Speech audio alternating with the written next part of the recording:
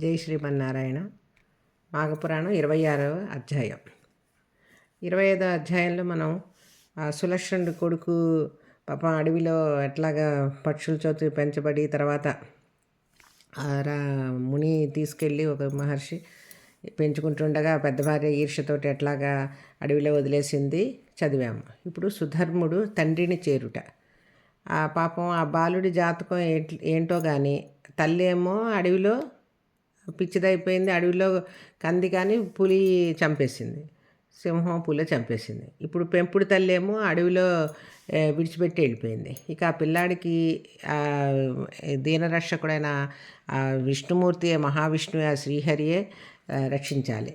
ఇంకా రాత్రి బాలుడు పాపం ఏడ్చి ఏడ్చి కొంచెం పెద్దాడు అయ్యాడుగా, 2-3 ఏళ్ళు వచ్చి ఉంటాయి అప్పటికి. ఏడ్చి ఏడ్చి అలసి నిద్రపోయాడు అనమాట. అక్కడ ఒక తులసి మొక్క ఉందిట పక్కన. నిద్రలో బాలుడి చెయ్యి ఆ తులసి చెట్టు మీద పడినందువల్ల రాత్రి అతనికి ఏ అపాయం కూడా కలగలేదు. అంత మహత్యం తులసి చెట్టుకి. పైగా దైవభక్తి కలిగాను. ఆ తులసి చెట్టు స్పర్శతోటి అతనికి దైవభక్తి కలిగిందిట. ఉదయమే లేచినప్పటి నుంచి అడవిలో ఏకాంతంగా ఉన్నాడు కదా, పాపం భయపడిపోయి చిన్నపిల్లాడు కదా, గట్టిగా ఏడవడం మొదలెట్టాడు. ఆ ఏడుపుకి పక్షులు, జంతువులు, మృగాలు కూడా రోదన చేసి ఆ బాలుడికి రక్షణగా ఉండి ఆహారం అవి కూడా ఏడ్చాయట వీడి బాధ చూసి. పాపం జంతువులన్నీ చిన్నప్పుడు కూడా పక్షుల దగ్గర పెరిగాడు కదా, అన్నీ కూడా ఆ బాలుడికి రక్షణగా పక్కన ఉండి ధైర్యం చెప్పి వాటికి ధైర్యం చెప్తున్నట్టు పక్క నుండి ఆహారం తీసుకొచ్చి ఇస్తుండేవి. ఆ బాలుడు అడవి జంతువులతోటి పెంచబడుతూ రోజు పెరుగుతూ ఉన్నాడు, దినదిన అభివృద్ధి అవుతూ ఎదుగుతున్నాడు. ఏ తులసి చెట్టు వద్ద పడి ఉన్నాడో ఆ మొక్కకు ప్రతినిత్యం రోజు పూజలు చేస్తూ కాలం గడుపుతుండేవాడు.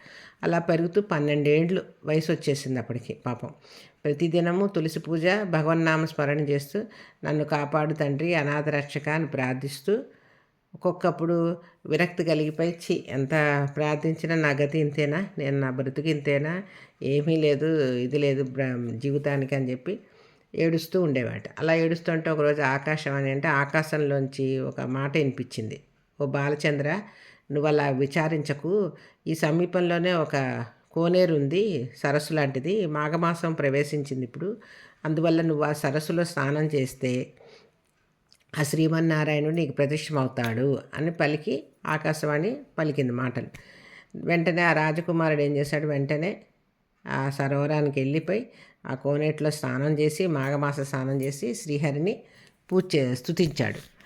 ఈ బాలుడికి నిష్కలంక భక్తికి తన యొక్క నిర్మల హృదయానికి ఆ లక్ష్మీనారాయణులు ఇద్దరు కూడా ప్రత్యక్షమయ్యి అతన్ని దీవించి, బాలక నీకేం కావాలో కోరుకో అని అడిగారు. ప్రభు, నాకు తండ్రి ఎవరో తల్లి ఎవరో తెలియదు, నాకు ఆలన పాలన చేసేవాళ్ళు ఎవరు కూడా లేరు, పుట్టింది మొదలు కష్టాలే తప్ప సుఖం అన్నది లేదు, ఈ అడవి వనచరాలే అంటే అడవిలో నివసించే జంతువులు, పక్షులు అవే నన్ను రక్షించి పోషిస్తున్నాయి, అందువల్ల మీరు మీ సన్నిధానంలోకి నన్ను తీసుకుపోండి, నాకు ముక్తిని ప్రసాదించండి, నాకు ఇంకేం అక్కర్లేదని ప్రార్థించాడు. అయితే అప్పుడు లక్ష్మీనారాయణుడు, ఓయి రాజనందన, నువ్వు ఇంకాను భూలోకంలో ధర్మంగా పరిపాలన చేయవలసిన అవసరం ఉన్నది. ఇంకా నీ తండ్రి సులక్షణుడు వృద్ధుడై నీ గురించి, నీ కన్నతల్లి గురించి బెంగతో ఉన్నాడు, అందువల్ల నువ్వు తండ్రి వద్దకు వెళ్ళి రమ్ము అని చెప్పి ఆ కొలను సమీపంలో తపస్సు చేసుకుంటున్న ఒక మునీశ్వరుని తోడుగా ఇచ్చి ఆ సులక్షణ వద్దకు పంపించాడు. అప్పటికే ఈ సులక్షణుడు రాజు తన కడసారి భార్య అంటే చివరి భార్య గర్భవతిగా ఎటు వెళ్ళిపోయిందో తెలియలేదు కదా పిచ్చితోటి. ఆ పుట్టిన బిడ్డ ఏమయ్యాడో తెలియదు. తన రాజ్యం అంతా వెతికించాడు, అయినా ఎవ్వరికీ వాళ్ళ జాడ తెలియలేదు.